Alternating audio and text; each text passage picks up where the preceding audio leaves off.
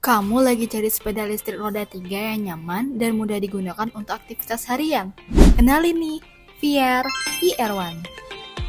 IR1 ini dirancang dengan desain ergonomis dan modern loh. Dari kursinya yang bisa diatur maju mundur, lebar, dan nyaman untuk penumpang. Uniknya lagi, di bagian depan terdapat kursi kecil yang lengkap dengan pegangan khusus untuk si kecil. Jadi, sepeda ini cocok banget untuk mobilitas harian, terutama buat ibu-ibu yang sering antar jemput anak ke sekolah tanpa ribet. Untuk tenaganya, IR1 ini memiliki baterai 48 volt 20 ampere hour dan power motor 500 watt BLDC dengan maksimal power 1250 watt yang siap menemani perjalananmu dengan lancar.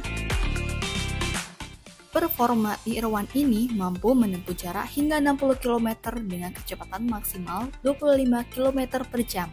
Kapasitas bebannya juga nggak main-main loh. IR1 ini bisa membawa beban hingga 150 kg atau ideal untuk 2 orang dewasa plus 1 anak kecil.